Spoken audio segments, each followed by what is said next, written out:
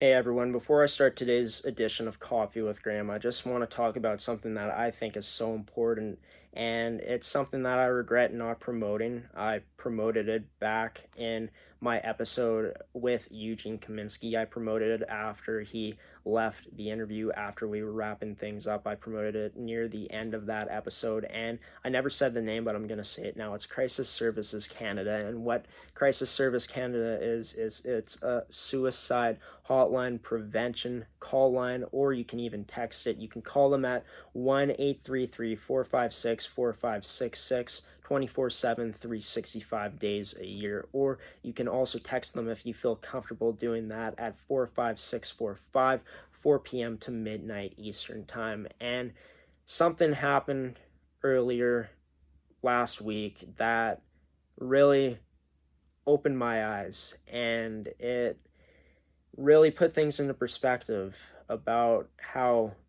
we're still not breaking through that barrier of talking about mental health. And I don't know from personal experience that it's easy to talk about. I know that it's so hard to talk about. I know that mental health is a hard thing to talk about because I know friends, I know people that have struggled from it.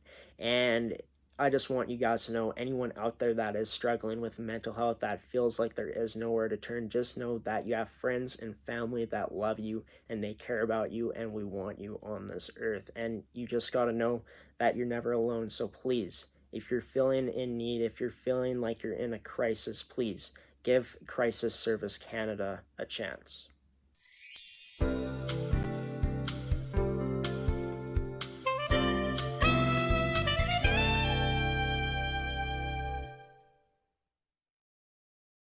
Welcome to another edition of Coffee with Graeme on Amateur Sports TV. I'm your host, Graeme Forsyth. Happy to be back here after my week off. Had some schoolwork I had to get done, but we got it done. Got those final assignments in, and now I'm here to bring you guys the Week 9 coverage of MFHL Season Coverage here on Coffee with Graeme. In this week's episode, I'll be talking to 3 guests, 2 that are playing in the MFHL currently, and 1 former MFHL player. I'm going to tell you guys about her in just a moment, but before we do that, I've been telling you guys I'm going to keep you up to date on when return to play is happening in the MFHL. We got an update last week on the status of the league, and then after the Manitoba government announced the restrictions were extended until January 8th, that date changed. So we're going to show you that right now. And as always, our show is sponsored by Pure and Nata for everything female hockey here on the network, and it's natural beauty made in Canada.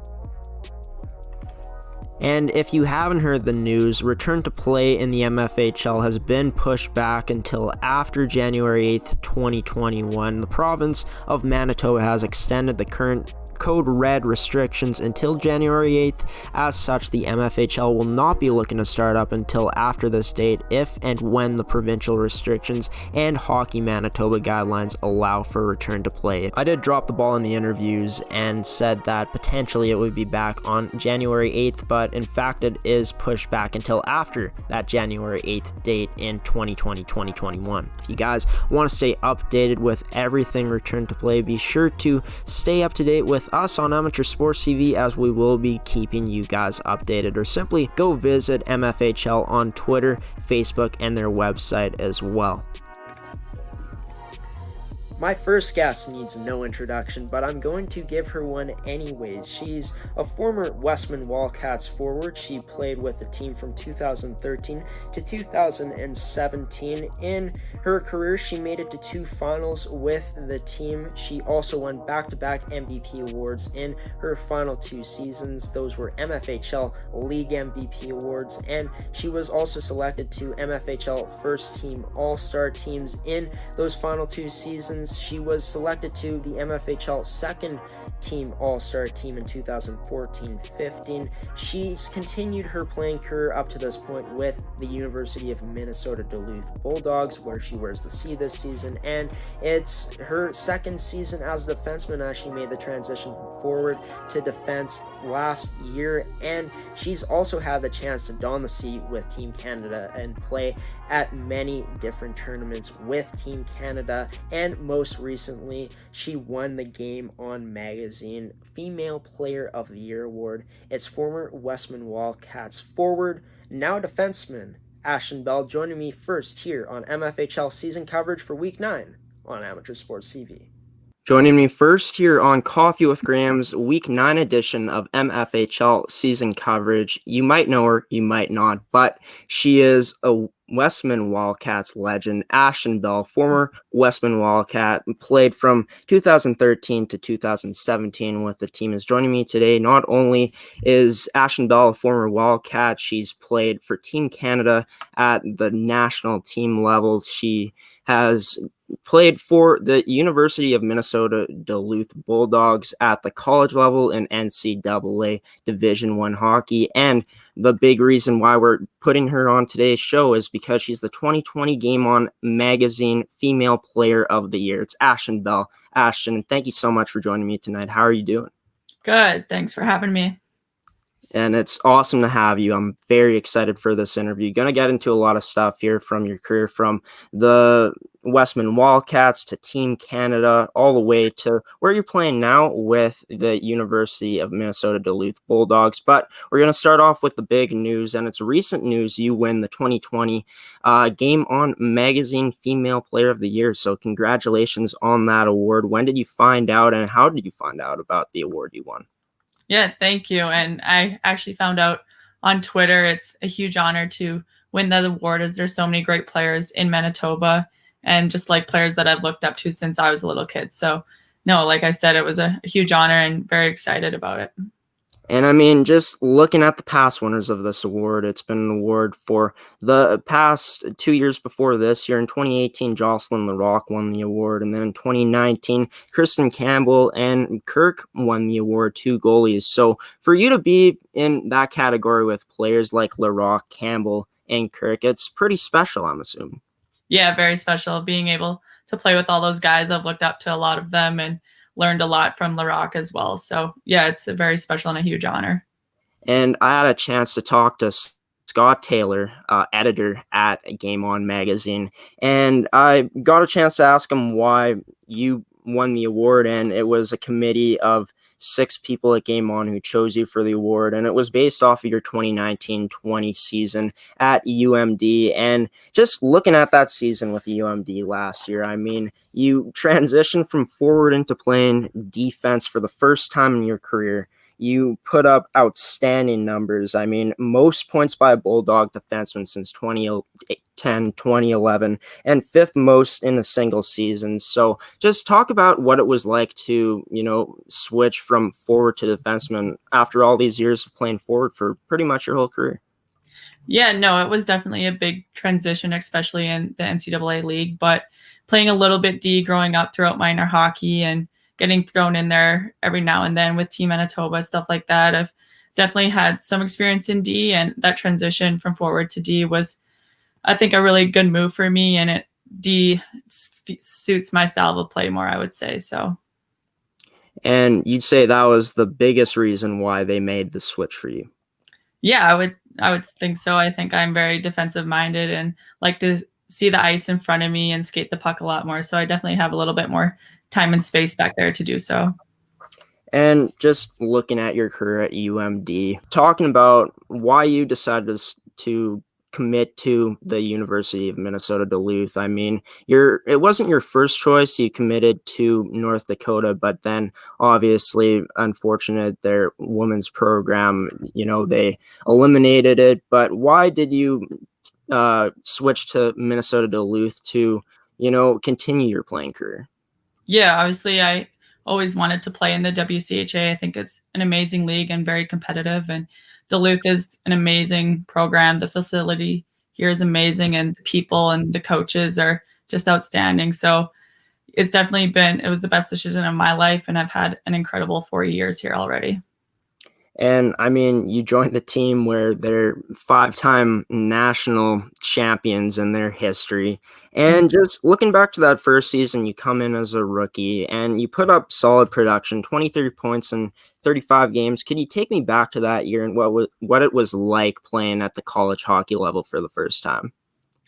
Yeah, it was definitely a big change. Every game is going to be a battle out there. You can't take any opponent lightly. So I think being a part of Team Manitoba and Team Canada definitely helped with that transition and made it a lot easier. And then, I mean, you go into the 2018-19 season coming off a solid rookie season, but you don't put up the same amount of points. You put up 17 points in 35 games. What could you point to that caused the struggles in that second year? Yeah, it's a tough one. I don't know. Everyone always calls it the sophomore slump, but yeah, I don't know. I think I still produced out there and did what I could out there. Just didn't necessarily put up the points, but points don't really matter as long as you're making a change out there on the ice every shift. So you're in your fourth season with Duluth now. I mean, you're putting up 7 points in 6 games so far this season. I mean, getting even more used to the role as a defenseman. I mean, you got your second year. You're going to have your second year under your belt as a defenseman after this year. But what's it been like so far this season, playing in front of no fans, or maybe, you know, the little amount of fans that have been out there? Yeah, it's definitely been a different year considering the circumstances, but we just take every weekend as it comes, playing each opponent like we would anybody, and we just get excited and use each other to get energy out there. So what's the atmosphere been like with little to no fans out there so far this year? It's been good. I mean, like I said, we've been using each other to build off energy. The music's loud, which helps, and yeah, we just vibe off each other. So just looking back at your career, it's your fourth season now, and you're the captain of this team? Yeah. So, I mean, what's it been like wearing the C so far this season and representing your school it that way? Yeah, it's a huge honor to be named a leader amongst so many great leaders that have come before me, and I'm just very honored and glad and excited for the opportunity that I've been given. When you look back at your 4 years with Minnesota Duluth, what's been your favorite memory? Or is there not really a specific number you could put one on? No, I wouldn't say there's a specific one. I've had a lot of great memories here, but just being able to go to the rink every day and play in the Amsoil Arena and put on the Bulldog jersey is always a good memory and a moment that I'll never forget.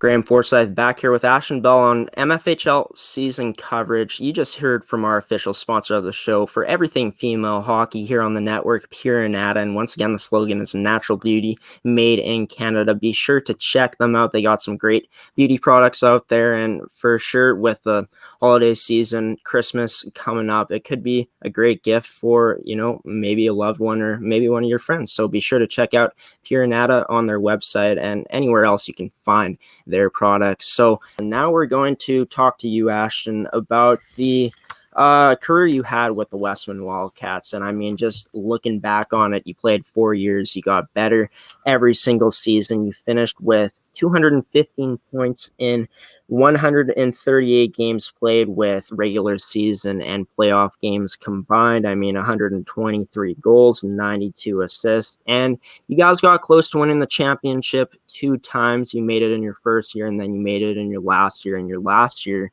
your team, the Westman Wildcats, that was the best season they ever had on paper in the regular season in MFHL history since they've been in the MFHL for that team specifically. But just looking back at that first year, I know it's a while ago now, not sure if you remember much about it, but what was that like stepping into an atmosphere like the Westman Wildcats created, where this is a team that, you know, before playing into the MFHL, they played in other league. They won an ESO Cup in 2009. So a lot of history on their side there where they were successful. But what was that like in your first season when you stepped in there, when you were the player you were back then? Yeah, that seems like forever ago, but I was just very thankful for that program, and being able to play in a female AAA league was huge, and just being able to stay at home was also really nice for me. And I learned a lot in my 4 years there, and very grateful for that program. And coached by Guy Williams. We had Guy on the show here in the second episode, and Guy's had a history of fielding great teams at the midget level. I mean, they won the championship back in 2018-19 for the first time since being in the MFHL. Just talk about the relationship you built with Guy throughout the years you played for him. Yeah, Guy was awesome. I learned a lot from him, and he developed me as a player and a person, and I still try to get in touch with him every chance I get. Every time I go home for the holidays, I'll go and watch a game and catch up with him. So no, he is an amazing coach, and I'm very thankful for him. And I mean, would you say that the system you were able to play in back then with Westman kind of paved the path for the player you are today? Yes, definitely. If it wasn't for the Westman Wildcats, I definitely wouldn't have gotten the opportunity to play for Team Manitoba and then go on to Team Canada. So looking back at that 2013-14 season, you guys make it to the finals, losing to the Pembina Valley Hawks in 5 games. 4 out of those 5 games were 1-goal games. But I mean, to get that close for you being a first-year Wildcat, it must have stung a bit. Yeah, definitely. If I can remember, I'm pretty sure we were up 2-0 in the series and just had to get one more win to win the MFHL title. But that one definitely stung, and I kept that feeling with me throughout my next 3 years there. And for you in your career, I mean, not only did you put up insane numbers in the regular season, in the playoffs, especially in your last year where you put up 24 points in 10 games, but I mean, you also won awards too. But just looking at your career throughout your, time with the Wildcats, your ability to improve each and every season, what do you attribute that to?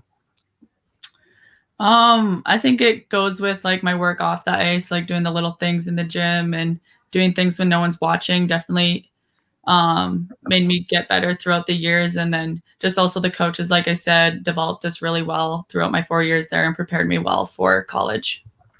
And I mean, I had a chance to look at the number of games you would play in seasons, and looking at those last 2 seasons with a team, which were your best years, you didn't play every single game. So I'm assuming you're going through some injury problems. Yeah, I can't really remember, but there might have been a couple injuries there, or away with Team Manitoba, Team Canada, stuff like that. So yeah, and what's that like? I mean, if there were, a few injuries, being away from the team for a while and being able to come back and for you to still produce at a high level, what do you think that says about your game?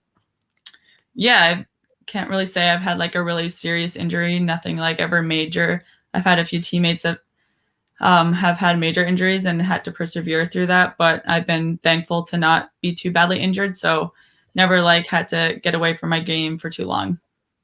So back in 2015-16, 2014-15, 2015-16, you guys weren't able to make it to the finals in those years. You lost both times to the Yellowhead Chiefs, but in that last season, you avenged, the losses from the years prior and beat them in the semifinals to go to the finals against PV. Could you speak about just the consistency of the Yellowhead Chiefs team when you played them, and just what their program was like and how it was so exceptional? Yeah, that was always a big rivalry between the Wildcats and the Chiefs, I remember, and it was always a tough series. Whenever we went there, it was a battle, and whenever they came to our barn, it was a battle as well. And they were just always really good games, and it was always very close.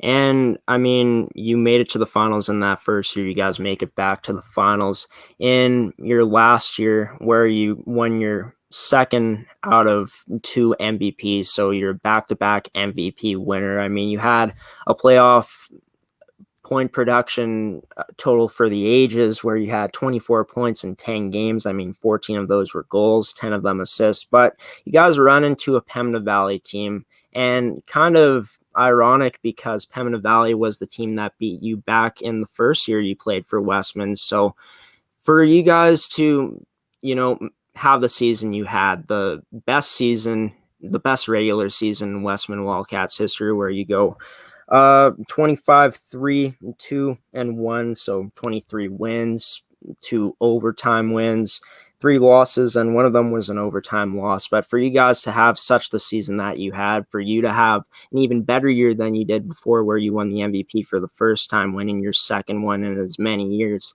I mean, to lose to Pembina Valley after all you guys went through to get to the finals, I'm sure that, you think that hit different than the first loss that you suffered to them back in your rookie season. Yeah, I would say so. I mean, the first time we lost there, I was a freshman just getting started and not realizing it now, but in my senior year, that's like, you want to play for your seniors. I didn't realize that as a freshman, really. And then I learned that as the time went on. So that one definitely hurt more and still sticks with me today, losing in the final there, but definitely learned from all of those experiences that I've had.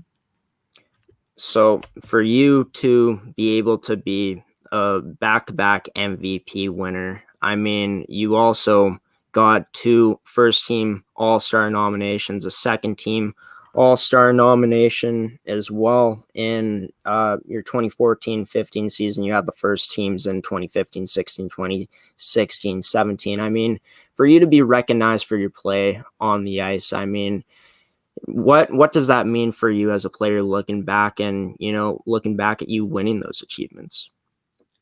Yeah, that was definitely a huge honor and a confidence booster for me, I would say, back then. And it just like made it more certain that I was heading in the right direction and going where I wanted to go with my hockey career.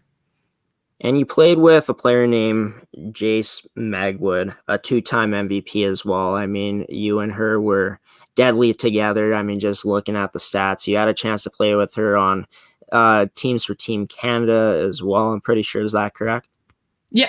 Yeah. So, I mean, just for you coming in, I mean, Jace was on the team when you stepped in as a rookie, and she already had some years under her belt. For you to play alongside a player with her, play on the same team with her, I mean, how much did that do for your development and just your confidence out there?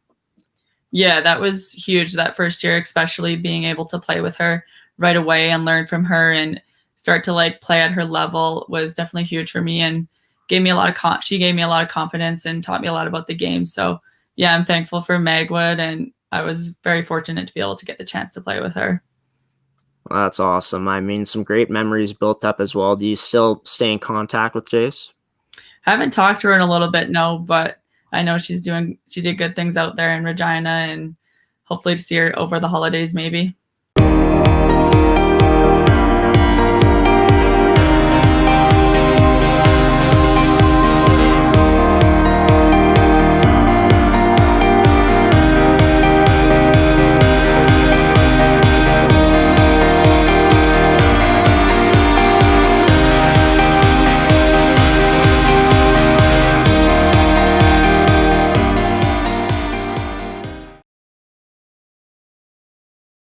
Back here with Ashton Bell, Game On Magazine Female Hockey Player of the Year for 2020. Back here on the network, I just finished talking to Ashton about her career with the Westman Wildcats and what it was like in those 4 years, from winning MVPs to making it to finals to boosting her point production every single season. And now we're going to talk about something that's, at the national level, the Team Canada, teams that you've played for. I mean, when did it all start for you playing with Team Canada? When was the first time you joined their team?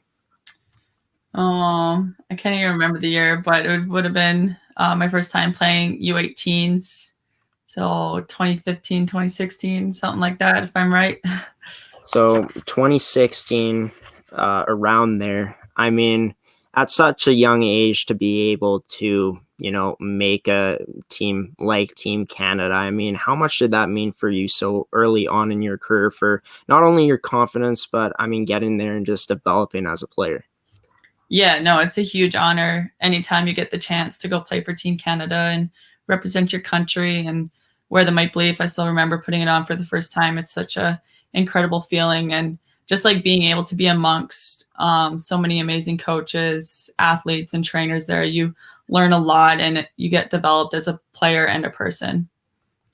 And I mean, just being able to learn from coaches like that and players around you, would you say that, not only did you, learn a lot from them, but you've been able to take what you've learned from them and really display it out there at the time, but at this point in your career? Yeah, I mean, you learn so much from them physically and mentally. I've definitely learned a lot about the mental aspect of the game, and I've taken that back with me here at college, and I use that here with me to get better. And I definitely, it's helped me play at a faster pace and make quicker decisions. So.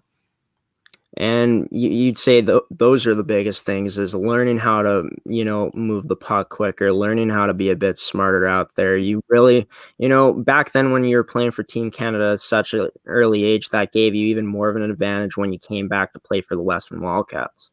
Yeah, definitely. I think everyone there is an elite player, and you have to be more physical, more smarter, and a lot quicker at moving the puck and making those decisions faster. So that definitely helped me going back into the Westman Wildcats as well. Moving into, your time playing at the U18 Worlds back in 2016, I mean, you were, that was your last year. I mean, around there where you were playing in your last season with the Westman Wildcats. But, I mean, you play for Team Canada at that tournament. You guys make it to the finals against Team USA. You lose that game 3-2. And not only in that tournament did you lose to USA in like the finals, but you've had a chance to play USA in the rivalry series as well. And they've always seemed to have your number. So could you speak about the program that Team USA has? Yeah, they're definitely a great team, very skillful. And it's always a battle whenever you play them, if it's in a series or in a world championship. And they're always going to be really fast-paced games and very quick and very skillful games. So, yeah, they're always good games to play against them. And what do you remember the most from that 2016 final when you were at the U18 Worlds against Team USA? I'm sure there was a lot of bad blood because these are two countries who don't like each other very much, especially in women's hockey. But just take me back to that game and what it was like to represent your country in a gold medal game. Yeah, no, that was an amazing experience and one I'll hold on to forever. Just 2016, I remember that was when it was in our home country. So that was also a very cool experience to have the fans there. Their arena was packed. So that was like the first time experiencing anything like that. So it's definitely a memory I'll hold on to. And as mentioned before, you've had the chance to play them in the rivalry series, so the National Development Team rivalry series against them at the U18 level and at the U22 level now. And I mean, you guys have never been able to get over the hump against them. What do you think has to change for you guys to kind of change the recency success that USA's had against you guys to kind of turn it into your favor? It's a tough one, but I would just say like having more confidence and having like a little bit of more swagger, going out there knowing that and being confident that we're a good team, I think will definitely change that mindset and be able to come out and get those first games and stuff like that in the series. And I mean, it's very clear that these two countries don't like each other very much. And I know that earlier in 2020, when Hilary Knight shushed the Canadian crowd at the rivalry series for their level in Vancouver, and I mean, didn't seem like Hilary Knight really regretted what she did, but just there's hatred amongst these two countries for sure in the sport of hockey at the women's level and the men's level as well. There's a good rivalry for sure, the best rivalry in hockey in my opinion. But do you ever think there's going to be a mutual respect between the two countries in hockey at any point? Yeah, it's a tough one. I don't know. Knowing some of the US girls now, like being in college here, I definitely have a lot of respect for a lot of those players. And I think in the senior level too, they do have respect for each other. And it always is going to be a good rivalry though when you're representing your country. But no, I'm not too sure on that one. You had a chance, so I mean, moving away from the USA stuff, you had a chance to attend the BFL National Team Festival in Liverpool, Nova Scotia. I mean, just to be invited to something like this. Yeah, no, that was a huge honor to be named to that camp, and a very good experience for me, and made me realize where I need to be and what I need to do to get more at that level. So that was definitely an awesome experience, and very thankful for that opportunity. And I mean, could you kind of describe what the festival was like, what the activities were like there? Yeah, there's always testing right away, and then you get into some practices and inter-squad games, and playing the first time at that senior national level was very intense, and they're just like a lot bigger, faster, stronger, and just like realizing that and putting things into perspective for me and where I need to get my game to was huge for me.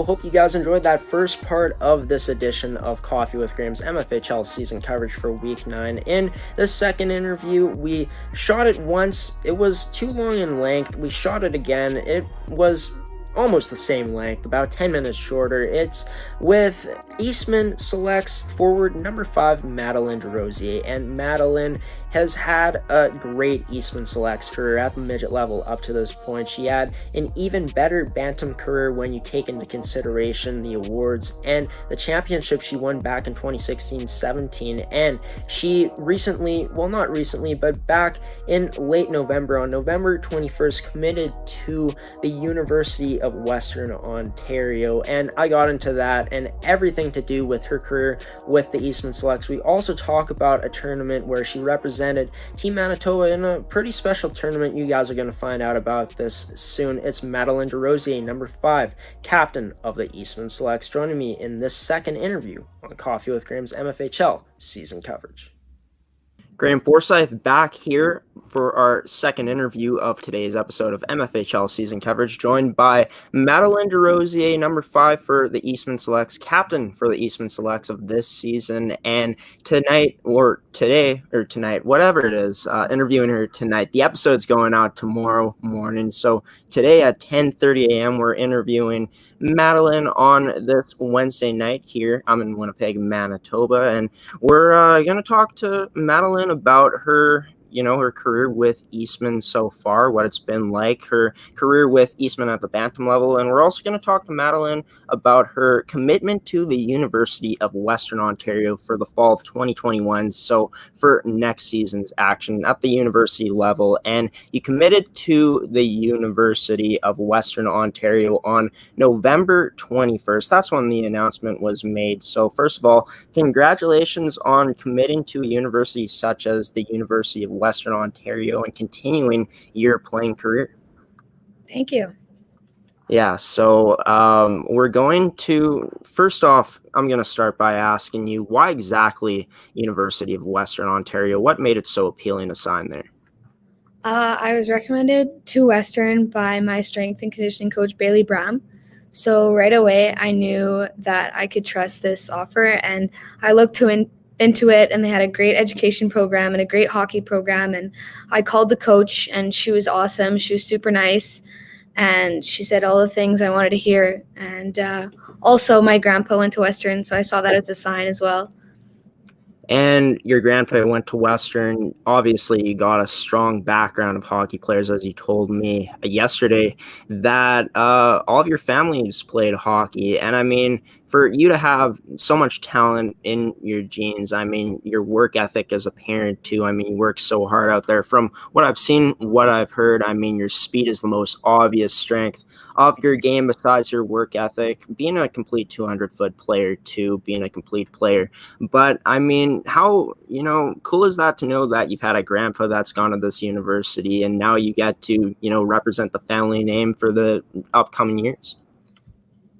I am really grateful that I got this opportunity to make my family proud, and I know they're really happy for me, and doing what makes them happy and makes me happy is always what I wanted to do with my hockey career.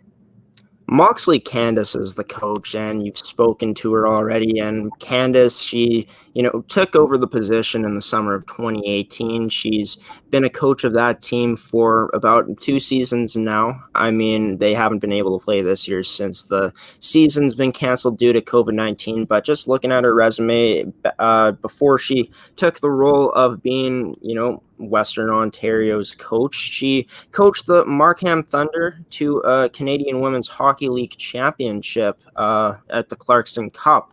So, I mean, for you to, continue your hockey career, you made all the right moves, knowing that this is a coach that you can grow your game even more under. I mean, that's got to have you excited, I'm guessing. Yeah, I'm extremely excited to start next year. Just the things that she would say to me and how she treats her team and how seriously she takes her program. I'm really excited to be a part of it next year. And you're joining a university with, some championship experience in the program as a whole. 2 championships in the last decade. How excited are you for the skill talent that you're going to be able to play around? Yeah, I'm extremely excited. I love playing with talented girls, but it also means that I just have to step it up and make sure I'm ready for next year. So just moving away from the university stuff, is there any goals that you've set for yourself at the moment, or have you not thought of anything particular for what you want to achieve in your university career? In my university career, I just want to make sure I prove myself that I can work as hard as I can and I make myself a good asset on the team. And you've showcased that you can play many roles throughout your career, playing the defensive game as a forward. Playing that complete 200-foot game. Showcasing your goal scoring ability, your playmaking ability as well. Is there going to be anything you're going to be working on heading into next season when the off season comes to improve upon your raw skill set? One thing is I start at a disadvantage being a shorter player, so I want to make sure I build up my strength off the ice so I can get on that ice and compete with the bigger girls and make sure I'm sturdy and strong. And how does it feel, from a year from now, you're going to be just under a year from now, you're going to be moved away from your hometown, going to pursue this dream to continue playing hockey at that next level. With technology nowadays, you're always going to be connected, but not being able to see your family physically, I'm sure that's going to be something you're going to take some time getting used to. Yeah, absolutely. I'm going to miss my family and my friends for sure. And my teammates and everything I got going on here, but I'm very excited to take this next step in my life.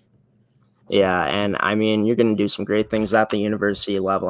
Looking at you play, I've watched some female games in the past. This is my first year on the network, and really we're diving into covering the women's game as a whole this year, especially on Coffee with Graeme, and just your pure skill set is something that's truly amazing. It's something that I personally haven't seen with my own eyes, and for you to be this good at this age, you're only going to get better. But we're going to move. Yeah, no problem. We're going to move into your career with Eastman.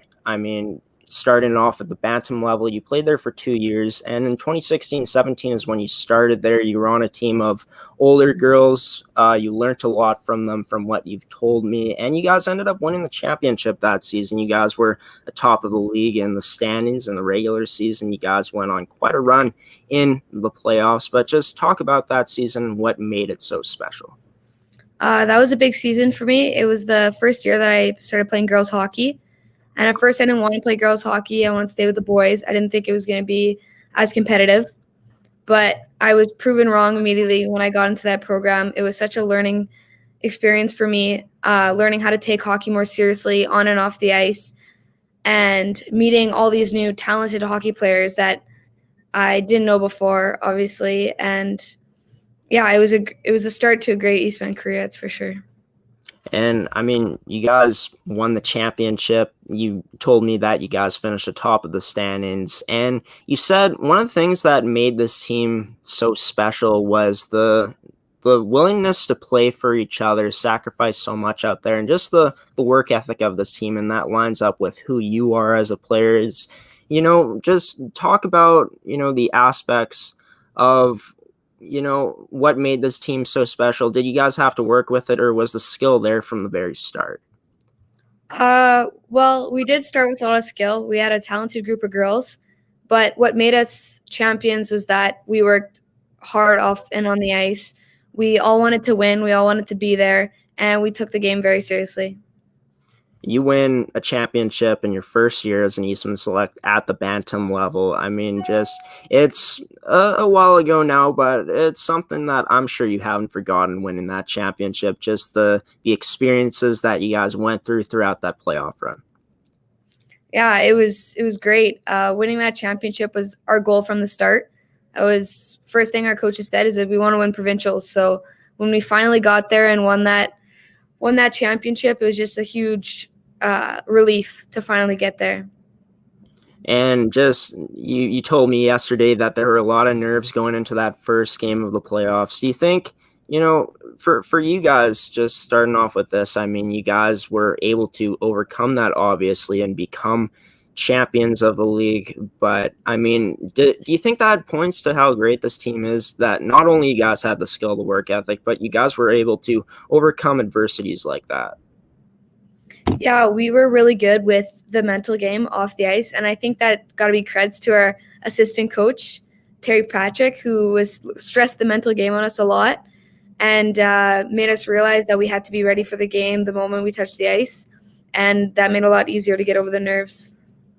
And not only did you guys win a championship that season, you collected some hardware as well. You won the most sportsmanlike player on the Eastman Selects team, and you also won the Eastman Selects most defensive forward award as well. And I mean, your abilities offensively have been showcased throughout your career with the Selects at the midget level, and obviously you took your game to a whole nother level in your second year with the Bantam team. We're going to get into that in just a little bit here about the award you won there, a little sneak peek, a little teaser. But I mean, for you to showcase your abilities as a defensive forward, is that something that you've been able to do and asked to do before?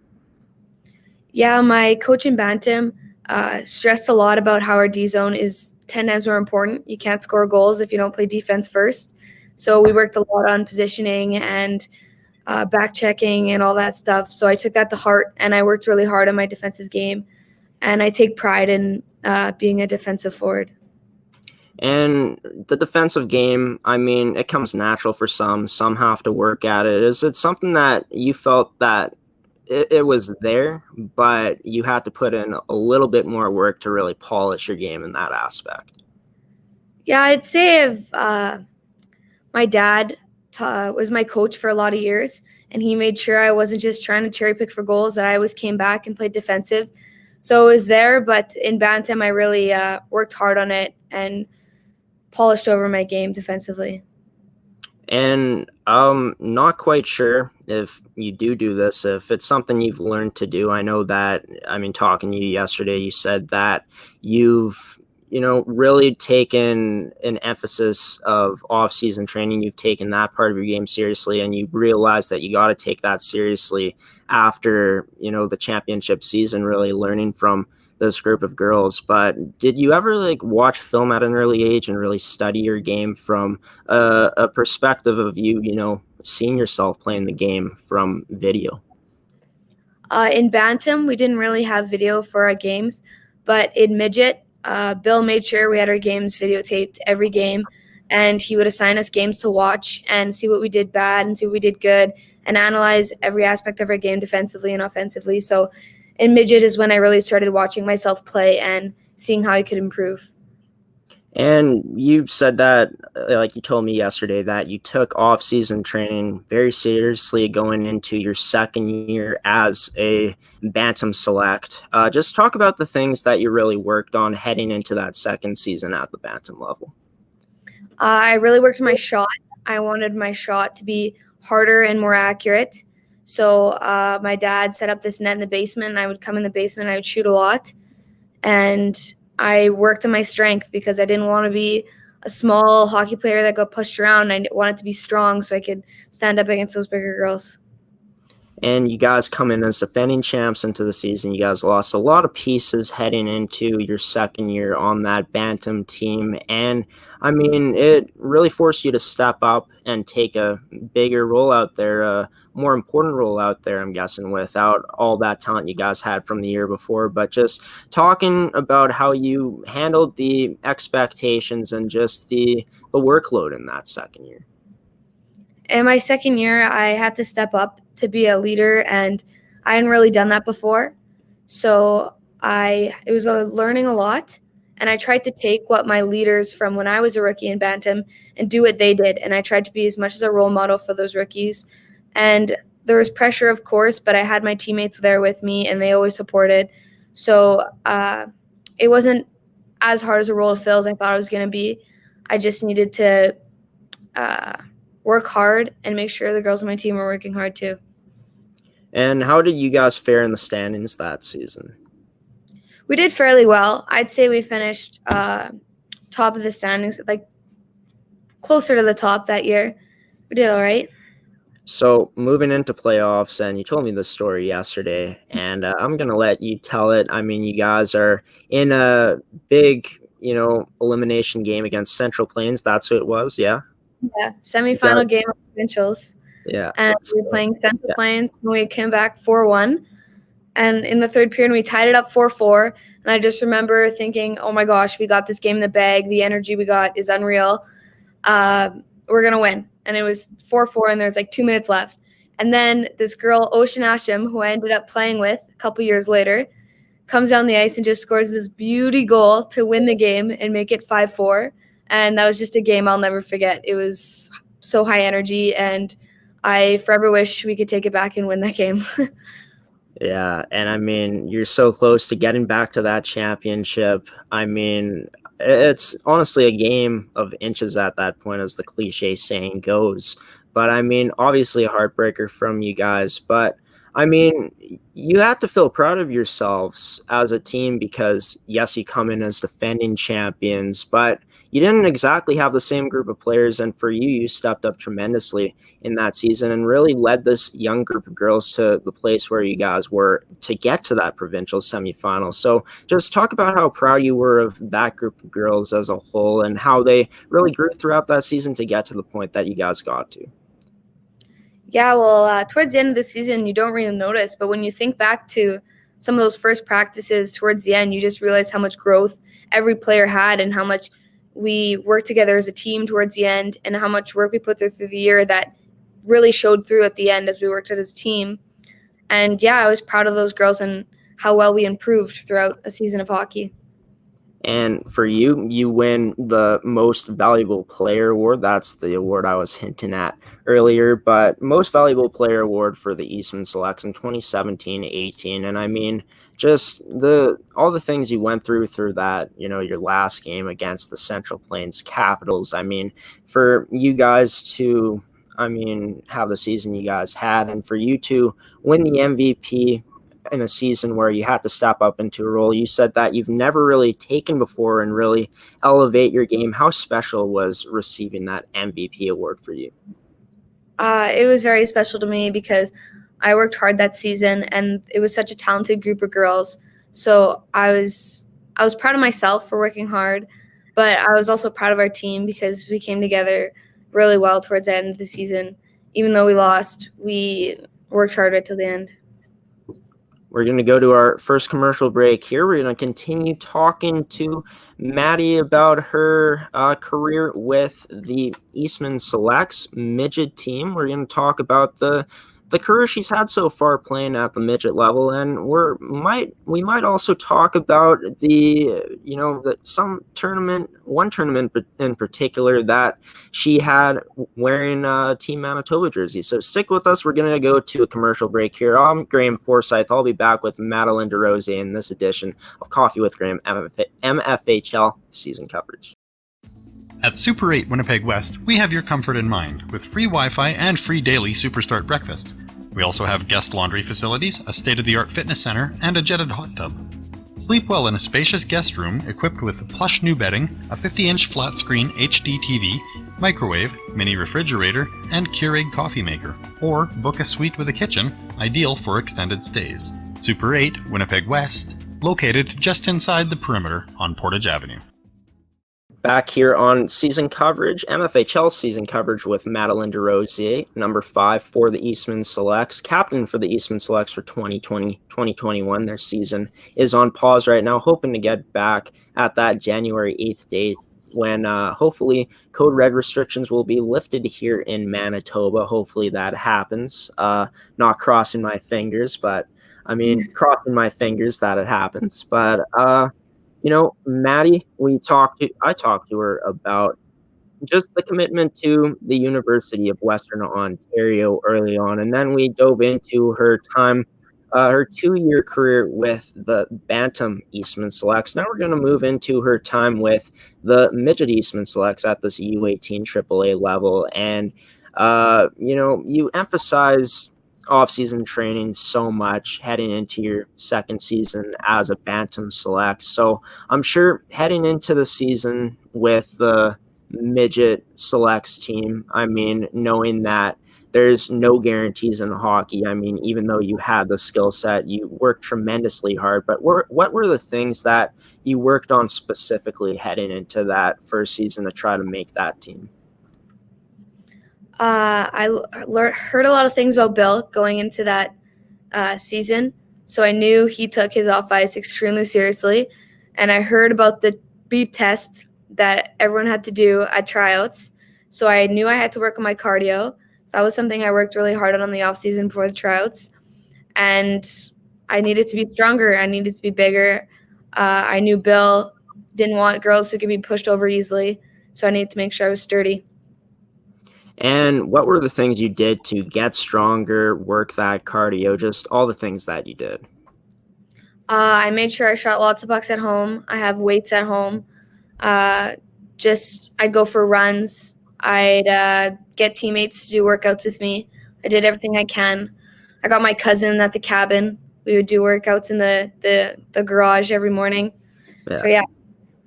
Yeah, the good old cabin workouts. I remember doing the workouts at the cabin. Some good times for sure. And yeah, I mean, obviously it really benefited you. You ended up making that team, and you joined a team with 9 returning players that season, 5 seniors among, you know, one of those seniors was Camille Enns. And then, you know, looking at one of the 3rd-year players that was returning was Kylie Lasuk, and you guys became line mates. I mean, some great talent on that team with Kylie and Camille. And then, you know, you guys had 9 rookies, so a good mix of both veteran players and, you know, rookie players coming into the mix. So, I mean, for the amount of returning players that were on that roster, what were some of the things that you learned from the vets in that season?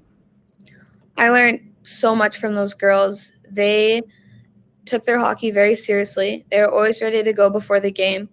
And Kylie especially, her off-ice was just unreal. I remember thinking, like, holy, if I want to be good, like, I got to work just as much as Kylie does.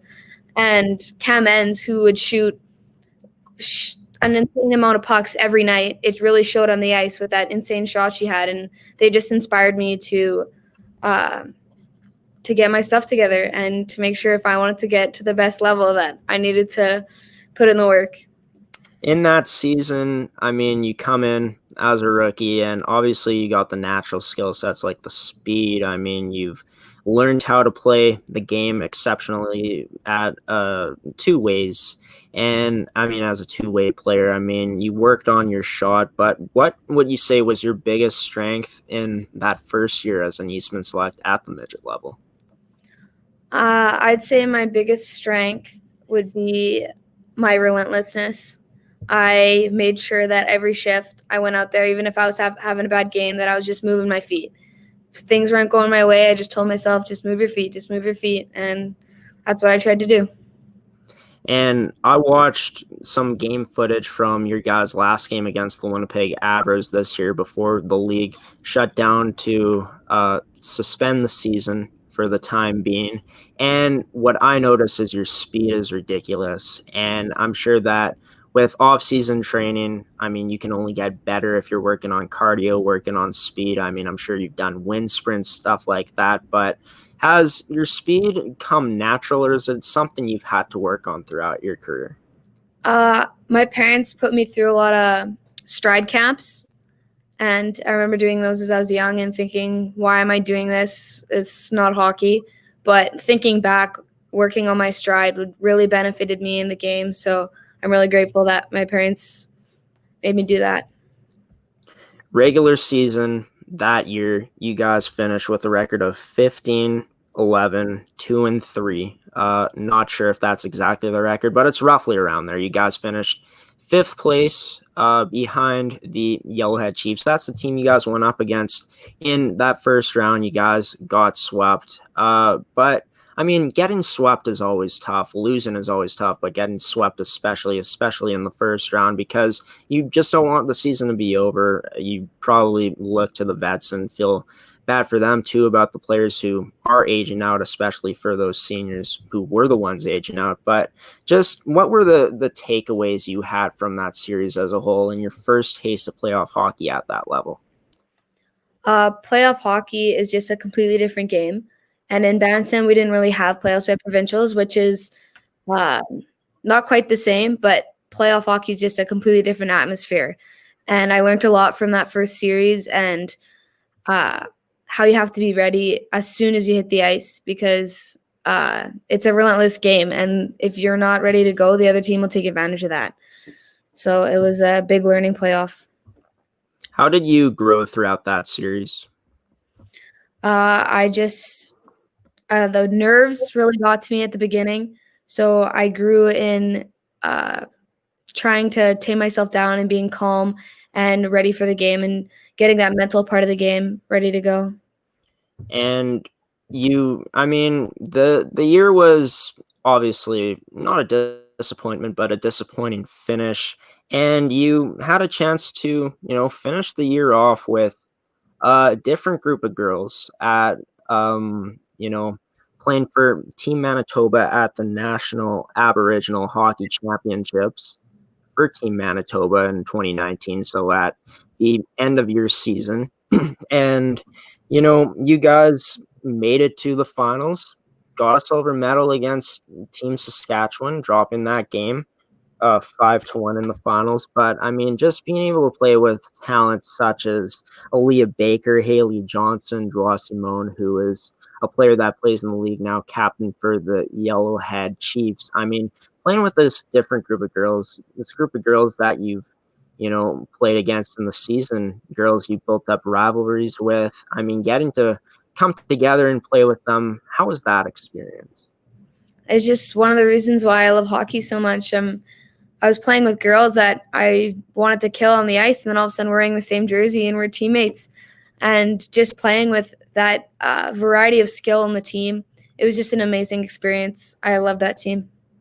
And how was the tournament? Did you guys, finish high in the standings in round robin and had to make a push for the championship as one of those top teams? Or did you guys have to make a push as one of those teams who kind of were underdogs coming into the playoff round? I thought we were a pretty strong team coming in. Our coaches told us that the other teams were worried of us. They knew that Team Manitoba was going to be the team to beat. And we proved that in the exhibition rounds. We proved to be a stronger team. And I thought we had a good chance at the championship. I'm disappointed in the outcome, but overall it was a great experience. We're going to move away from that now. We're going to talk about last season. And, I mean, you guys were very top-heavy on forwards. I mean, you guys had 3 players. 2 of them you played together, Liza Vigier and Kylie Lasuk. Kylie Lasuk winning the MFHL MVP last season. I mean, both of you guys making first team All-Star for the MFHL. Just talking about the experience, getting to play with line mates like Liza and Kylie Lasuk in your second year as a select. It was probably one of my favorite lines I've ever played with in my hockey career. I looked up to both of them a lot, so I was extremely grateful to have the opportunity to play on their line. and they were good at getting me the puck, and I gave them the puck, and it worked out well. And I mean, you got the speed. Obviously, those two are very skilled. I mean, your overall game's so strong. I mean, you just don't got the speed. You got the two-way game, the shot. You got the relentlessness, as you know, just the little things that make you so good. But as a line, I mean, I'm sure that Liza and Kylie, like you said about Kylie, did little things so well. But what made you guys such a dominant line out there? Because you guys all finished top 3 in the league in points. We worked together all year, so we had a lot of chemistry going in. I played with Liza before, and so we knew each other well. And Kylie you don't need to have chemistry with Kylie. She'll get you the puck, so that was not a problem. So I thought what made us so well is that we worked well together, and we made sure to pass the puck around, and we used each other's skills well. You guys, finished 5th place again. Basically the same record. I mean, roughly around there. I mean, roughly a record of 14 wins, 10 losses, 2 overtime wins, 0 overtime losses, and a tie. And you guys match up against the defending champion, Westman Wildcats. And this team, struggled at the start of the season, but really turned it around. And one of the big factors of them turning it around was, not only the play of their team in general, but the goaltender, their starting goaltender, Natalie Williamson. And you had a chance to play with Natalie in a tournament for Team Manitoba at the start of that season, correct? Yeah, I knew Natalie well, and I knew she was going to be a tough goalie going into that series. What do you think makes Natalie such a great goaltender? Because she ends up, getting like 7 shutouts last season, winning the MFHL's top goaltender. And I mean, like yourself, I mean, you finish as the number 1 goal scorer in the league. You know how to score goals. Your line's so dominant. But how is she able to come in and really, in the games you played against her as well, but in this series in particular, how is she able to come in and really stymie you guys offensively? She was just a big goalie. She stepped out on us, and she always seemed to be in the perfect position to stop the puck. She fought to get in those lanes, and she never overslid. She was always big and out there she kicked her rebounds out to her corners. It was tough to get any goals on her. So you guys, a hard-fought series against Westman, really back and forth. I mean, you guys beat them in the last game of the regular season going in, and I'm sure it was a hard pill to swallow going out with the top line that you guys had and just, playing for the vets. Sad to see, these vets that you've built such a relationship with go. I mean, how tough was this loss to swallow compared to the one before that year?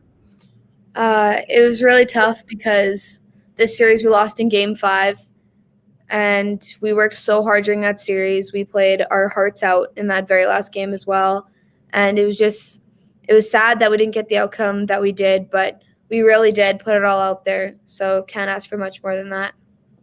You were able to lead this team in points in all the games that you played. So with playoffs, regular season, I mean, exhibition games and tournament games as well, you're able to lead a team in points. I mean, you're playing with these talented players like Kylie, like Liza, but for you to be able to lead the team in points in your second season, getting honors of being on the first team All-Star team in the MFHL.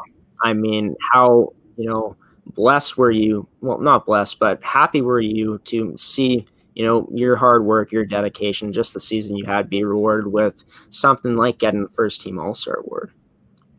I was extremely grateful to have the opportunity to play on such a great team, to be able to do what I could do, and to have such great coaches to push me to do the things that I didn't think I could do, and to teach me to get better and to put the puck in the net. And of course, my line mates were just extremely talented, so that helped a lot to motivate me and to push me to be better, and for them to give me the puck.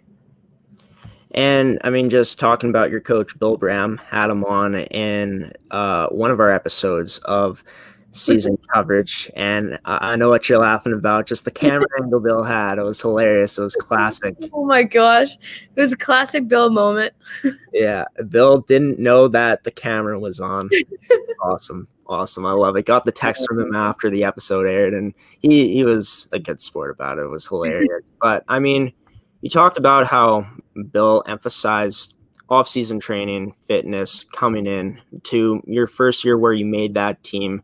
And you also had a chance to get to know his daughter, Bailey Brown, who's played at an exceptionally high level. Just how much of an influence have both Bill and Bailey been on your game throughout your time here with the Eastman Selects at the midget level? Both of them pushed me really hard throughout the season. Bailey off the ice and Bill on the ice. Both of them don't take any slacking off. They won't take anything less than 100%. Didn't matter if it was practice or a game. And they stressed the off-ice focus, which really was a new aspect of my hockey career. And Bailey helped me a lot with knowing what to do and how to get better. And just Bill's constant reminders of how hard I had to work was something I really appreciated. And let me tell you something about Bill. He sent me your contact info for me to get in contact with you, and he said it himself. He said you're the best player in the league, and I mean, that must make you feel very proud to hear that from someone that you look up to. Yeah, I look up to Bill a lot. For him to say that makes me pretty happy.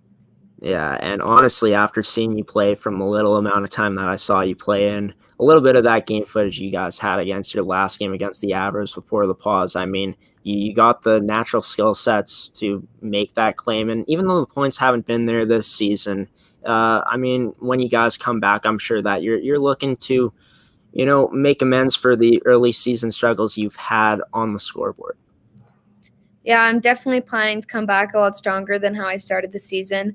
I'm having a rough time putting the puck in the net, but I'm hoping to change that when we get back on the ice. You think part of the reason you've gotten off to such a slow start, I mean, you've had players like Bednar step up. She's leading the team in points right now in regular season, but you think a big part of maybe why you've started off so slow is maybe the lack of preseason games you guys got, because you guys only got one exhibition game, and that wasn't even before the season started. Yeah, everything was different this year because of COVID, so obviously that's tough, but I don't think that should be an excuse because everyone else had to go through the same thing I did. So I just need to get my stuff together and be ready for the beginning of the season when it comes back on.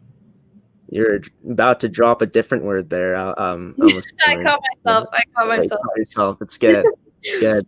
But yeah, I mean, that just speaks about what type of player you are, is you're always taking accountability and responsibility for, your play out there. And it's a big reason why I'm assuming they named you captain of the team this year. You wore an A last year, but you were named captain. And I mean, one of the returning players on this team, being able to wear that C, how much does that mean to you? I take a lot of pride in wearing that C for this team because my previous captains, I remember looking up to them, and they were great role models for me. So to be given that C, I take a great honor in that, and I really want to represent it just as well as the past captains did. And you're coming into this year, and, you're taking on a lot of responsibility, of course, losing line mates and teammates like Liza and Kylie, them both not being here. It means you got to step up even more. How have you handled, filling, even bigger shoes this season? Obviously, I definitely miss Kylie and Liza and the skill they brought to this team, but it just gives me an opportunity to step up and try and fill their shoes. And obviously that's a lot of skill to fill, and I'm not going to do it on my own. I got my teammates, like you said, Bednar's having a great start to the season, and we just all got to step up this year and fill those shoes. And I mean, you guys got 7 seniors this year on the team? Yeah. Around there. So you guys got returning talent. I mean, second-year players as well. You guys got some rookies this season. So once again, a very solid mix in those regards. And it hasn't shown on the scoreboard so far this year, but after the start you guys got off to, I mean, being able to get your first win against a team like Interlake, even though they're not a top team, you guys came out big in that game and dominated 8-2. I mean, you guys lose to Westman in your next game, and you lose to the Avros before the break, but you guys, improved in that game from the last time you met them, where you lost 7-0 in the opener. You guys only let in 2 goals. I mean, going up against one of, if not the best defensive teams in the league this season. How confident are you that when the season does resume, that this Eastman Selects team can turn things around? In our last game against the Avros, I thought we showed what our team can really do. We came out of that game extremely strong, and I thought that we deserved to win, but that's the game of hockey. It doesn't always turn out that way. So if we can, with a lot of time between, build off that momentum that we had towards the end. And I know our team is working hard off the ice, and I know that we really want to bounce back when the season does start up again. So I know our team will be ready to go. And like every team, you guys have had Zoom meetings, team workouts, virtual team workouts, obviously not the same as getting together with the girls and bonding and practicing. But how's the team bonding aspect been of, during this time of connecting virtually? Yeah, it's been tough. It's weird going from seeing these girls 4 or 5 times a week to not seeing them at all. But we do what we can. We keep in contact. We got our Zooms. Bailey hosts some team bonding activities. So we do what we can. Yeah, and I mean, no ODR rinks open right now because the weather's been not so great for this time of year. Something odd's going on in the weather. But I mean, for you personally, I know that if you had the chance, if you had an outdoor rink to skate on, you'd be practicing right now. But I mean, how have you been able to, substitute the usual on ice stuff you do to, really stay prepared with like usual practices and stuff? How have you substituted that for something else to stay ready for yourself individually? Actually, fortunately I have a pond in my backyard. So me and my dad scraped off a little piece of it, and I've been able to go out there and skate, which has been great because I've missed the ice a lot. So that's just been recently. We've been doing that. So I try to get my ice in on there.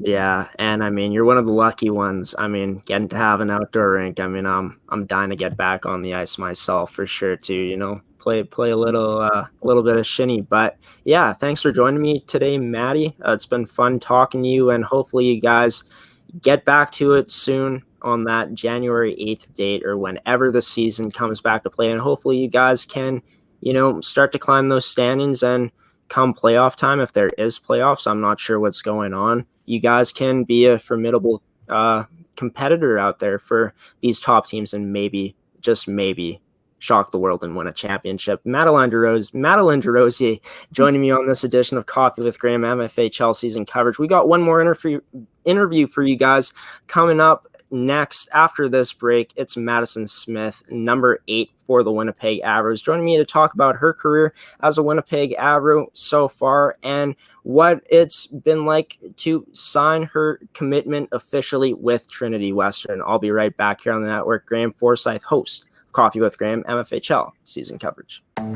Making the world a better place is always a work in progress, because our idea of success is not an endpoint. It's a new milestone from which we can move forward. As industries rise and new technologies take shape, we're committed to keeping pace, to ensuring our innovations are shared and our journeys celebrated, even as we set our sights on where to go next. This is how we live, how we learn, how we grow. Red River College. What we're doing is working.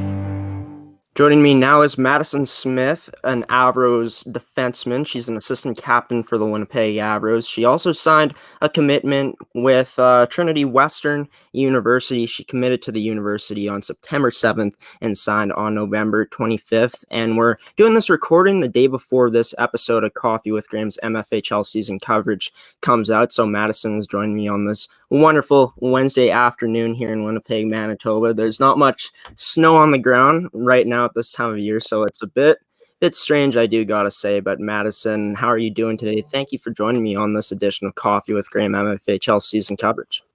I'm doing all right, thanks. How are you?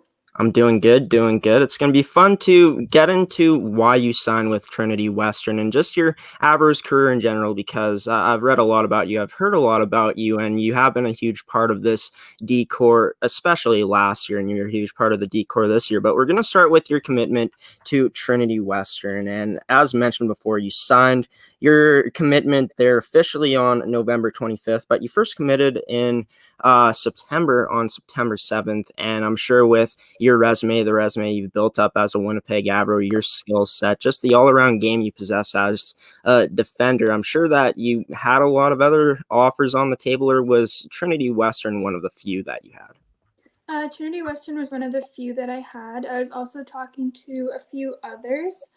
Part of the reason I chose to go to Trinity was the coaching staff. Jean is very kind to me. He looked out for me. He cares a lot about his players off the ice as well as on the ice. I also know a couple of girls there already, Haley Johnson and Jordan McCow. So it'll be nice to go somewhere where I know a few girls already. Yeah, and I mean, how excited are you to reconnect with those teammates you've played with before?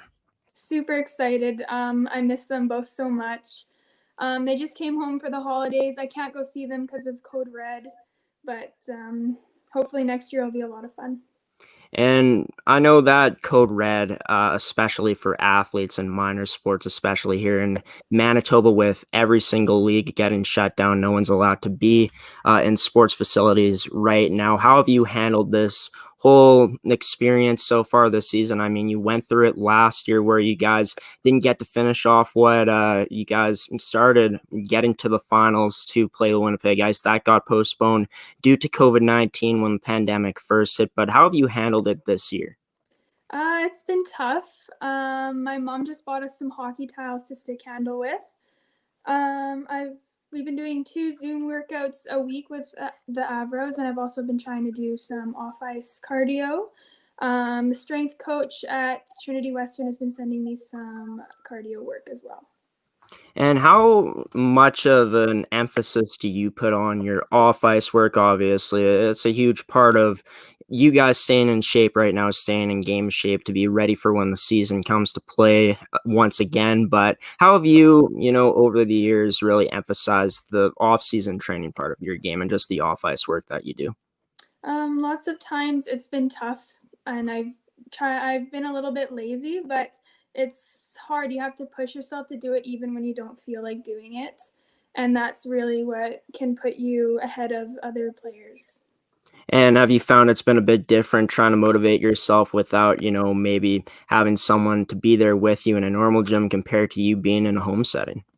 I definitely find difficulty in motivating myself. The Zoom workouts help a bit because there's someone watching me do it.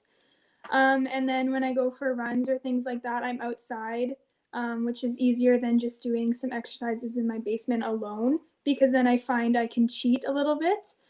So it's easier for me when someone is watching me and telling me what to do, but it still works out. How have the Zoom meetings gone? I mean, I haven't had a chance to talk to anyone from your team since the break has happened, since the league has postponed their season up to this point. But how have those workouts gone for yourself and your teammates so far? Very well. We have 2 great trainers, Nate and Lara. They've been a big help to us. Also, my coach, Ashley, she does once or every 2 or so weeks, we do a stick handling session where she takes us through some stick handling drills. So it's been very helpful. Yeah, and I've been able to see it on your guys' Instagram. It's really cool what Ashley's been able to do, really, taking you guys through those drills, those stick handling drills. Ashley is a coach with such a long history of coaching in hockey. She's in her 10th season now as an Avros coach. You've been on her team for 3 years. Can you speak about the influence that Ashley's had on you throughout these past 3 years? Oh, she's absolutely amazing. She clips games for us. She shows us what we can do better. She will help you with anything you ask for, workouts, drills, how to talk to university coaches, or even just to be there to talk to as a friend. Like, she's way more than a coach. She puts in so much time for us. she's so amazing. Yeah, and I mean, I had a chance to talk to Ashley back in September when we were doing season preview. I've had a chance to talk to players like Rachel Godfrey, your good friend, players like Trinity Grove and Courtney Bays as well, and all of them have nothing but kind words to say about Ashley. So before we get into talking about your career with the Average, just going to touch a bit more on the university commitment that you made. I mean, coming in, your skill set is you're a defender that's known for skating. Your ability to defend is solid. I mean, you can provide offensive support when needed. And just going back to what your coach John said, I mean, he said that all those things. I mean, a defender that has the ability to rush the puck, he complemented your board play as well. How much does that do for your confidence, knowing that a coach that you're going to be playing with for the next few years here in your foreseeable future of your continuing hockey career, how much confidence does that give you coming in?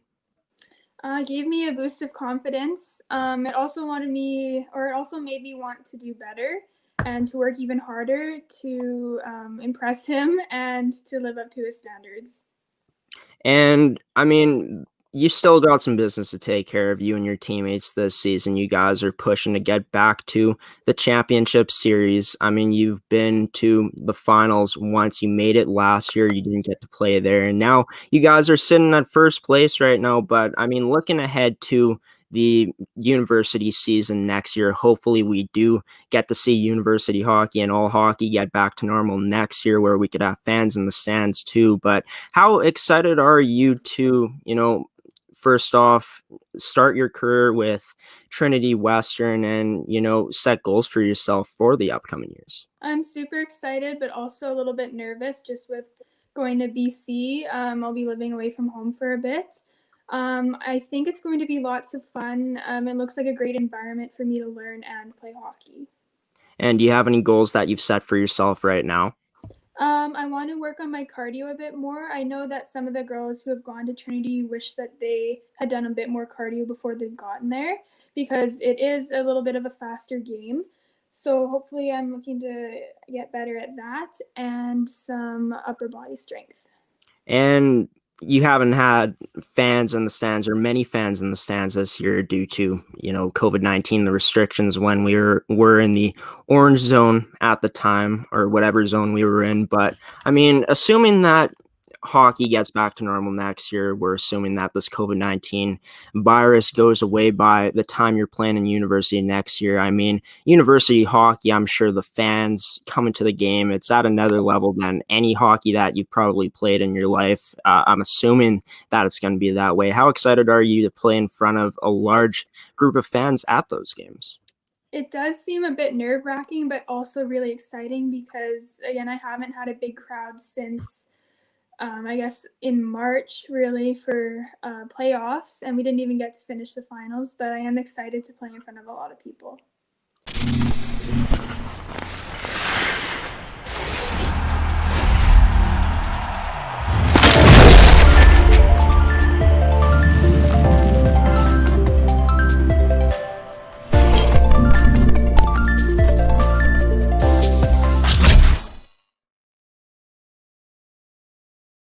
Graeme Forsyth back here on MFHL Season Coverage with Madison Smith, defender of the Winnipeg Avros, committed to Trinity Western University for the fall of 2021. Hopefully we get back to normal back then, and she can play a full season of university hockey in her first year. And before, I was going to say we're going to move into, your time with the Avros, but I forgot to ask you this question. I'm not sure if you knew this, but I read today before this interview that Trinity Western University is going to be joining Canada West, the Canada West Conference. That was announced that they'd be joining that conference in 2020, 2021. Obviously, the season hasn't been able to start, but it's looking like if we do get back to normal and we do get to see a full season of university hockey, you're going to be on the first ever Trinity Western team to play at that Canada West Conference level. How excited are you just hearing that and knowing that you're going to be on a team that,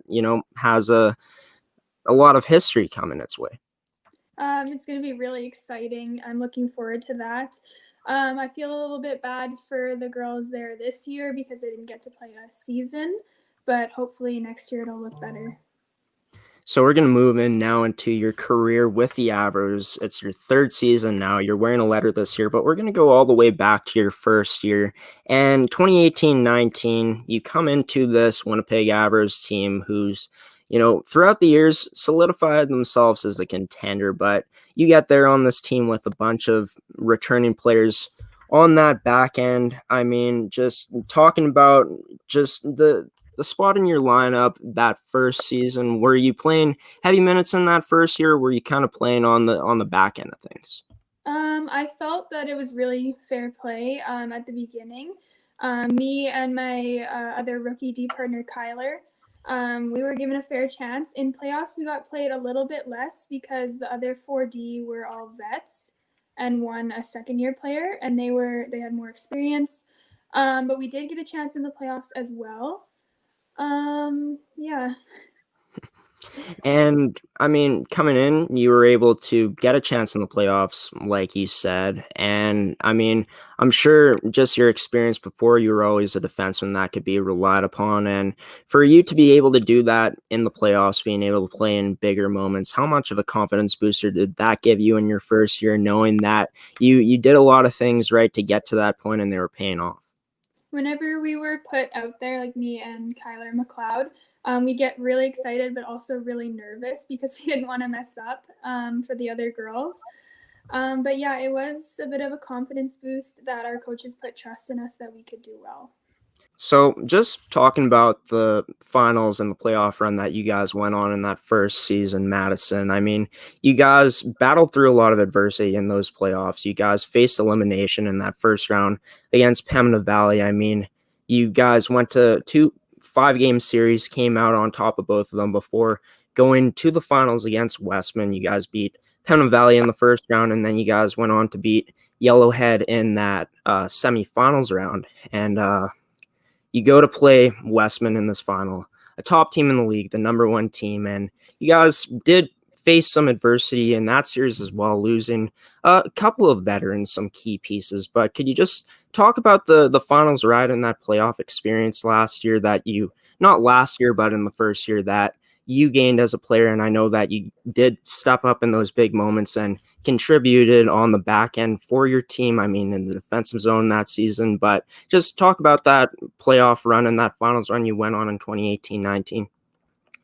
It was very frustrating going to game 5 in each round, but it's satisfying coming out of each with a win until we got to the finals. And it was a little bit of a disappointment losing the finals in 3 games, but I know we worked hard. We may have run out of steam a little bit, but it was a bit of a challenge, and it did make me upset losing some of the girls that I've become friends with for only 1 year. And in your rookie season, you'd say, being surrounded by a lot of returning defensemen, a lot of defensemen that have been there before, you being super nervous coming in, like you said, nervous at times. I mean, I'm sure that helped your development quite a bit in that first season. I think it did. I think being nervous and a little bit intimidated by the other girls was a big help because I wanted to be better than them as an 03. It was really helpful seeing how they played the game and how they did it and watching them and learning from them. And I mean, you improved throughout that season. I mean, game by game, and that led you to winning the Winnipeg Avros Most Improved Player that season. What did you see from your game that improved the most that year? I think my offensive game improved a little bit and my quick feet. At the beginning of the year, I was not very offensive at all, I found. I wanted to pass instead of rushing it when I should have rushed it. Coach Todd has talked to me about that a couple of times, and he said I've improved in that part of the game a little bit more. Nice. And I mean, it was something to build on going into year 2, yeah? Yes. Yeah, awesome. So going into 2019-2020, you guys coming in as finalists, you guys having a lot to prove, getting back to the finals. And I mean, you guys had one of the best seasons in Abbott's history, finishing atop of the league in that season. But just talking about you specifically, how you grew as a player from year 1 to year 2. Also, my offensive game improved. My quick feet. I worked the summer after my rookie year. So going into my second year, I worked a lot on quick feet because defensemen need a little bit of speed here and there. That was noticed by Todd. He talked to me about that, and I told him how hard I was working at it because I was a bit slower in my first year, I found, especially as one of the younger girls. And Todd is one of your assistant coaches? Yes, the defensive coach. Yeah. How big of an influence has Todd been on your development throughout these 3 years with the Avros? A very big influence. He will tell you what you did wrong without seeming angry at you, and that's exactly what I need. If I feel like I'm being put down, I will be put down for the rest of the game. So I need to work on getting over that a little bit because everyone's coaching style is different, but Todd really helped me look at my mistakes and get better and improve from them. And in that second season last year that you had, I mean, your D-corps were the best in the league in that season, arguably one of the best in the league. I mean, as a whole, you guys were so stacked, so deep as a whole. But I mean, just in terms of, we talked about how in terms of your skill, how it grew last year. How did, your skill set as a leader grow last year? Well, in my first year as a rookie, I didn't speak up at all, really. I let the other girls do that. I was a little bit shy. In my second year, I found that I was coming out a bit more, opening up, talking more in the dressing room, yelling on the ice, cheering people on. I was a little more loud. And then this year, for the first few games that we actually could play, I found I was talking to the girls on the bench, letting them know, oh, I was open here, or you could have dumped and chased around this way, certain situations. And in my first year, I would have never said that. And your D partner last year was still McLeod, or was it Rachel Godfrey? It was Rachel Godfrey for most of it, and then sometimes I played with Kyler. So your D partner last year, Rachel Godfrey, played a bit with Kyler as well last season. So just talk about the way you and Rachel were able to be so successful last season and how you guys complemented each other's games. Lots of people have told us we were the same person. Sometimes Todd yells at me and calls me Rachel when I'm on the ice. I think we think a lot alike. We know where each other are going most of the time. We're very good at D-to-Ds, heads up, dropping low, one-timers. We've had a lot of nice one-timer passes. Especially, I think this year, Rachel's first goal, I gave her a one-timer pass from the point on a power play, which was pretty cool. We got a good picture out of that one.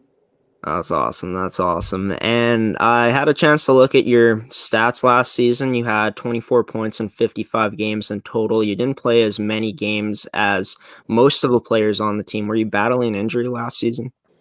Yes, I had a concussion at the beginning of the year. Then I had pneumonia. Oh, man. And I missed our Detroit tournament for my grandpa's funeral. And then after that, my mom had a rugby banquet that I missed a game for. So it was just kind of all everything kind of piled up. And I mean, injury is such a blow to one's mental state. It could be. I mean, you got to stay in a positive mental state for sure. And my condolences to your grandfather. I'm sure he was a great man. Yes, no problem for sure. But I mean, just going through the things that you went through last year, being able to stay mentally strong. I mean, what do you think that says about yourself as not only a player but an individual? It was a little bit difficult. My first game back, I actually did pretty well. I think I just needed to get back into it and just play. I haven't after the Detroit tournament, I hadn't been on the ice in a while. So I think I just needed to go to that first game, get it out of the way, and play as hard as I could, and then go from there. So moving into this season now, I would touch on the getting the season canceled last year, but I've already talked about it quite a bit with a bunch of the other Avros players and your coach, Ashley Van Egelen. So we're going to move into this year now, 2020-2021, and you're named as one of the assistant captains, you alongside with Rachel Godfrey, your D partner, Courtney Bays, another assistant, and then, of course, your captain, Trinity Grove. And just talking about you, just looking at your highlights on the Winnipeg Avros website, you've had a history of being a captain, assistant captain on teams. I mean, when you're in Pee Wee, you're a captain of the Northeast Predators, and then in Bantam, you were captain for the Northeast Predators again at that Bantam level in 2017-18. But just talking about the type of leader you are now compared to that. I try and be as positive as I can with players because I know when people are negative with me, it can take a toll on me for the games. So if I feel like someone's doing something wrong, I will talk to them. I won't yell or anything. I'll be positive, tell them maybe you can do this next time.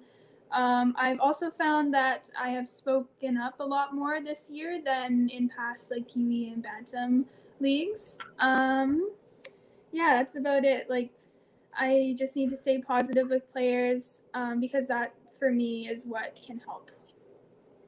This season, you guys are very experienced on the back end. You guys are less experienced on the front end with 6 rookies joining you up front. But yeah, I mean, this season, returning defensemen, you guys have 5 of them, and you got 1 rookie defenseman in Elizabeth Bird joining you, as well as 2 rookie goaltenders in the back end. So could you first of all speak about Elizabeth Bird and just the things you've liked from her game so far and the bonding that you guys have gone through so far? I could tell she was a bit nervous coming in as the only rookie D. She's opened up a lot more now. She's very kind, very positive. She works super hard. She's D partners with Kyler McLeod. They're doing very well together. She is a lot better than I thought she was going to be. Like, she impressed me a lot with her first few games. Yeah, and I've had a chance to sort of watch your games on some streaming services, and I've noticed her ability to rush the puck is one of the biggest things that I've noticed as well. It's going to be a bright future for Elizabeth for sure. But just talking about the forward group you guys got this year, you guys got 3 returning players in Nora Collins, Trinity Grove, and Courtney Bays. Those 3 were on a line for a bit at near the end of the stretch of games when you guys were playing games and then the league got shut down. You guys got 6 rookie forwards up there. How do you think the rookie forwards have handled the adjustments so far to this high level of hockey at the AAA level? I think it was a little bit of a difficult transition. The first few games I found that we're a little bit frustrated because there's so many new people who don't know the systems. We just had to take more time to learn everything. But other than that, near the end, before it got shut down, we were doing better and better, and I could tell that they were gaining more confidence. Yeah, and I mean, for the start of the season, what I noticed on that stat sheet is it was your team being led by rookies up front, and that's such a huge thing for this Avros team moving forward. I mean, for you guys to not only get contributions from the vets, but the rookies as well. Now let's talk about the rookie goaltenders that you guys got this season, Jenna Gortson and Yanina Karitonovich, and they're filling huge roles of 2 of your veteran goaltenders, your senior goaltenders aging out last season. What have you found that's so special from Yanina and Jenna's games, because they haven't faced as many shots as some of the top goaltenders in the league, but they're still proving that they are, arguably some of the best goaltenders in the league this season with their stats. Jenna, I find, is really good at playing the puck behind the net. We do like ups and overs, so she can play the puck to the corner, to the defenseman. She's very good at that. And Yanina, even though she is small, she's very big. She has a big net presence. Almost nothing can get past her. She's very good at goaltending. And for you personally this season, individually, you have 5 points so far, and you're showing a lot of consistency, all of them being assists. But the consistency you've shown this season. Do you think that it's on another level than you've shown in other seasons? Because it sure seems that way. Yes, I think so. I've noticed my first year I didn't have that many points. My second year it went up a bit. I think it tripled. I think my goals tripled. This year I haven't had a goal yet. Hopefully our season will come back so I can get a goal in my senior year. My assists, I find I'm more of a passer and a playmaker than a goal scorer. Like I've assisted last year. I've assisted one girl. Like 8 of her goals were my assists. I find I assist Rachel a lot, my D partner, from the point, especially on power plays. Yeah, I feel like I've been doing a lot more than my first and second year.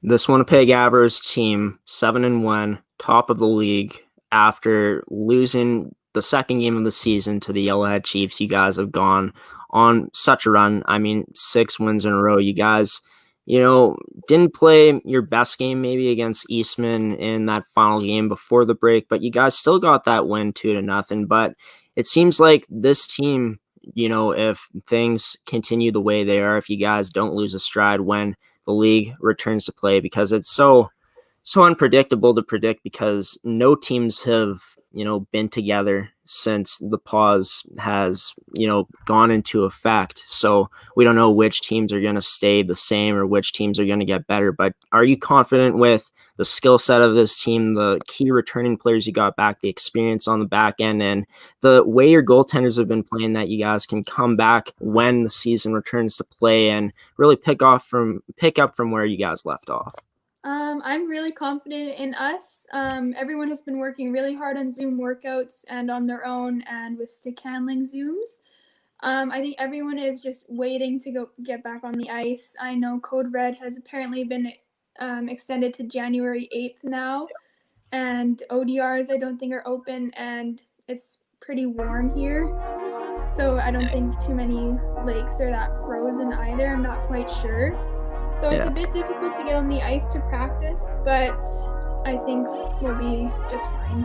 And here are the standings in the MFHL. Nothing has changed since the last time we've shown you the standings, but I thought it would be good to give you guys a reminder of where these teams stand as of right now. If and when return to play does happen in the MFHL, the Winnipeg Avers will be looking to continue their very successful season so far, as they've only lost 1 game so far, and they were going into the break with a 6-game winning streak. So it's going to be interesting to see with this break, the time away from teammates, to see the chemistry, see if they'll be able to continue their season that they've been having, and to see which teams will potentially, get better and try to challenge them for that number 1 spot. Before I end today's episode, I just want to tell you guys the phone number to call and the number to text of Crisis Services Canada once again, just to reiterate it. And the number to call is 1-833-456-4566. It's open 24/7, 365 days a year, and you can also text them if you feel more comfortable with that at 45645. 4 p.m. till midnight Eastern time is when that line is open. I have a link in my Instagram to Crisis Services Canada. You guys can check it out. My Instagram is at Graeme Forsyth. You can check me out there on Instagram, and the link is in my bio. And I think it's been an eye-opener. Last week, something tragic happened, and it was a wake-up call. And from now on, I've been thinking about it a lot, and I have made the decision that in every Coffee with Graeme episode at the very beginning, I will be promoting the Crisis Services Canada phone number to call and the line to text as well. Once again, if you guys are out there, if anyone is struggling with mental health and feels like there is nowhere to turn, you are never alone, and Crisis Services Canada is a great example of this. Remember, the link is in my bio on Instagram at Graeme Forsyth. So I'm going to sign off for today's edition of the show. Had some great guests on today's show. We'll be back next week, and we'll be on Tuesday as well at 10:30 a.m. all across the Amateur Sports TV network on Facebook, YouTube, and Periscope now now as well at Amateur Sports TV, or you can simply visit us on www.amateursports.tv to watch all our great content on the network. So until next time, I've been your host of Coffee with Graham's MFHL Season Coverage. As always, Graeme Forsyth signing off. Have a good one.